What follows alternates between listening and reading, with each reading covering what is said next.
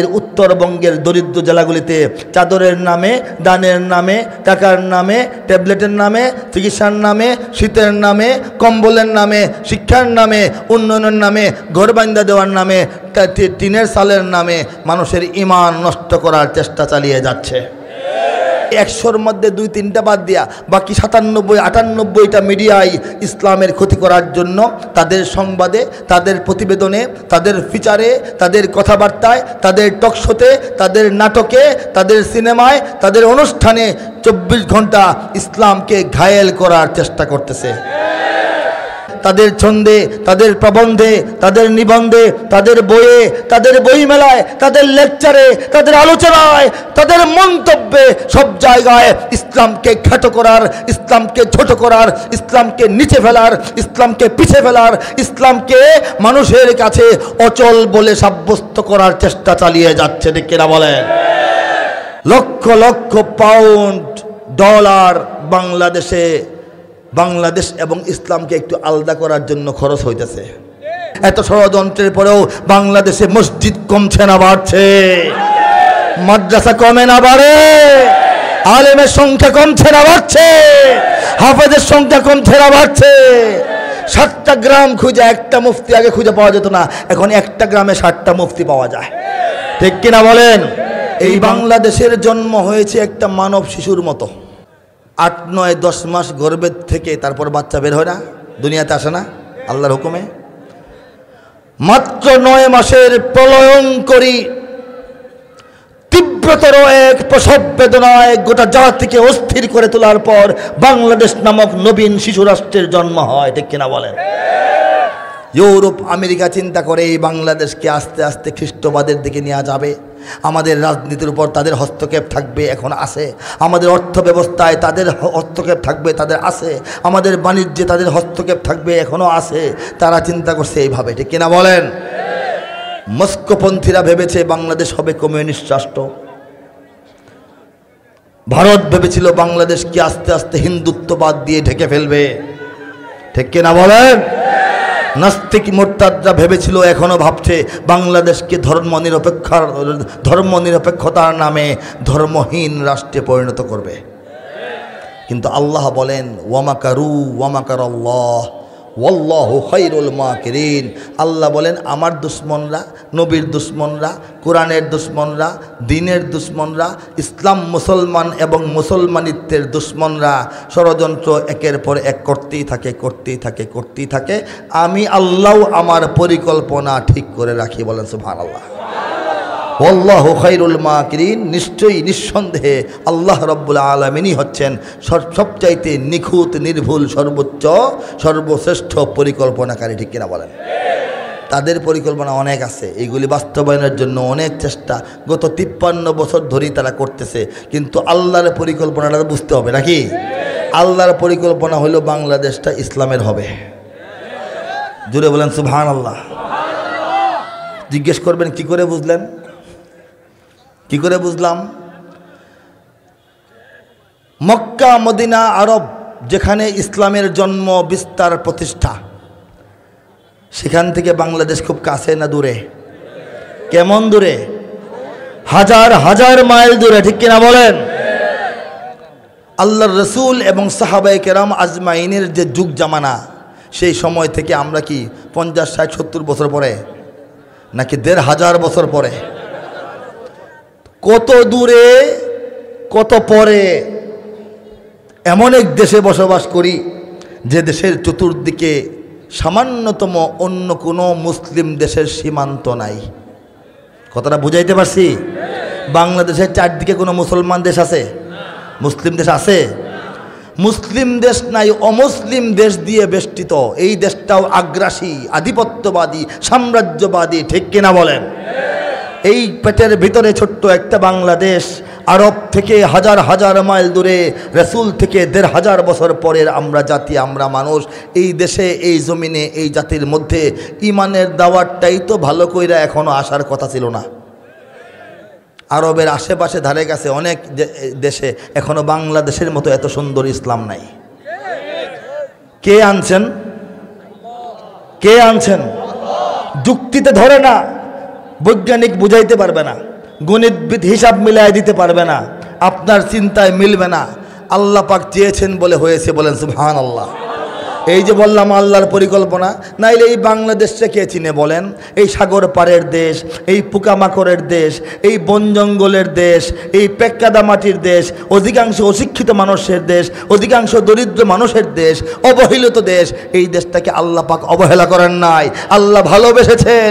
আল্লাহ পাক বাংলার জমিনকে শুধুমাত্র ইসলামের জন্য নির্বাচিত করে রেখেছেন, ঠিক কিনা বলেন?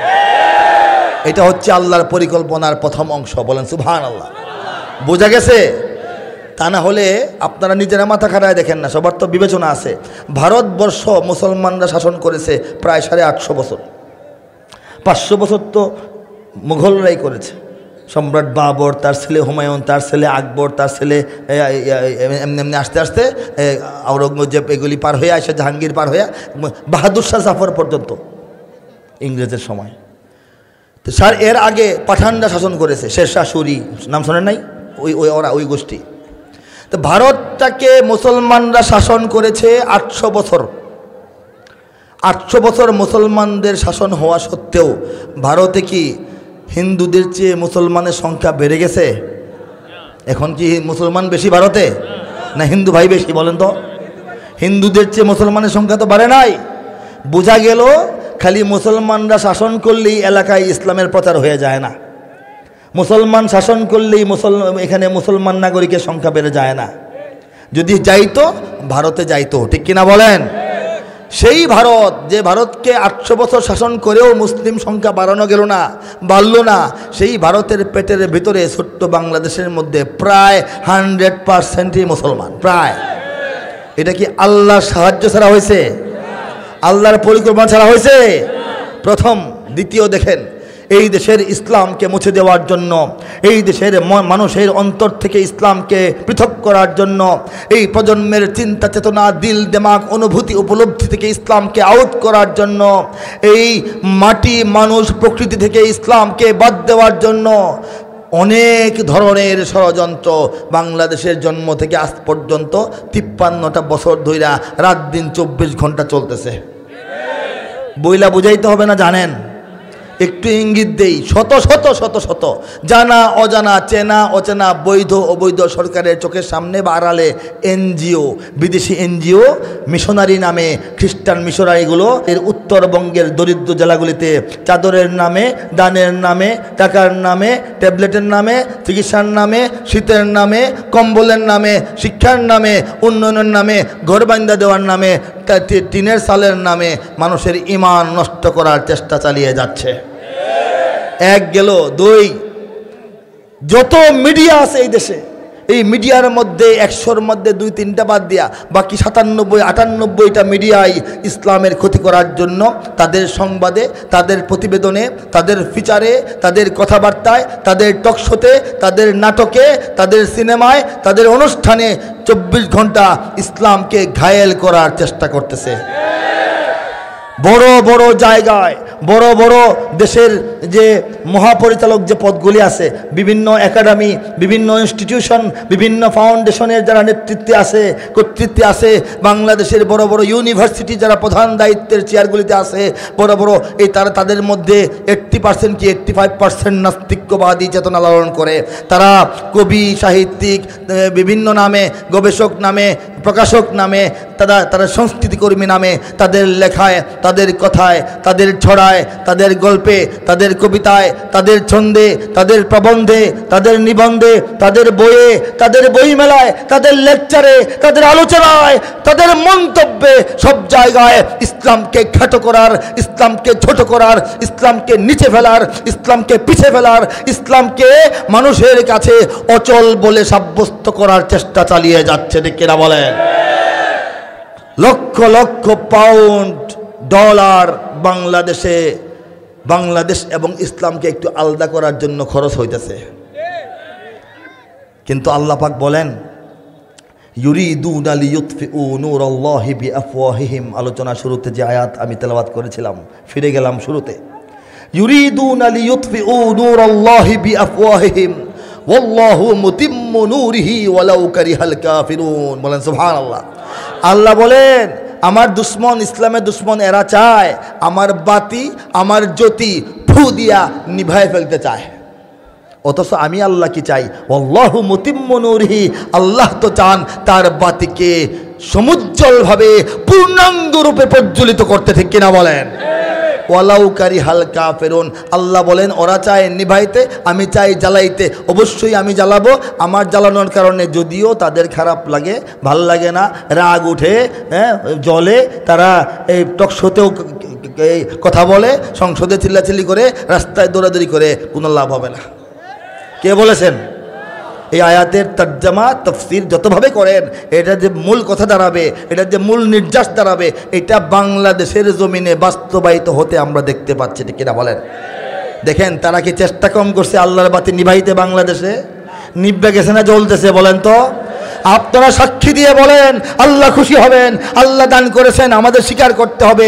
এত এত ষড়যন্ত্রের পরেও যেখানে ইসলাম এই ষড়যন্ত্রের মোকাবেলায় টিকার কথা না, ধুয়ে মুছে পরিষ্কার হইয়া এই দেশ থেকে বিদায় হয়ে যাওয়ার কথা, ওদের দৃষ্টিভঙ্গিতে এটাই হওয়ার কথা ছিল। 50 বছর কাজ করেছে, ইসলাম আবার থাকে কেমনে? ইসলামপন্থী মানুষদের এই দেশে নাই যোগ্যতা, নাই পড়াশোনা, নাই যোগ্য নেতা, নাই সংগঠন, নাই ভালো কর্মী, নাই ভালো অফিস, নাই কোনো টাকা পয়সা, নাই বিদেশি শক্তি, নাই মিডিয়া। আমাদেরকে তো ধাক্কা মারলে আমরা পড়ে যাওয়ার কথা, ঠিক কিনা বলেন? কিন্তু আল্লাহ চান তার বাতি জ্বলবে। কাজেই আপনারা হিসাব মিলিয়ে দেখুন, এত ষড়যন্ত্রের পরেও বাংলাদেশে মসজিদ কমছে না বাড়ছে? মাদ্রাসা কমে না বাড়ে? আলেমের সংখ্যা কমছে না বাড়ছে? হাফেজের সংখ্যা কমছে না বাড়ছে? 7টা গ্রাম খুঁজে একটা মুফতি আগে খুঁজে পাওয়া যেত না, এখন একটা গ্রামে 7টা মুফতি পাওয়া যায়, ঠিক কিনা বলেন?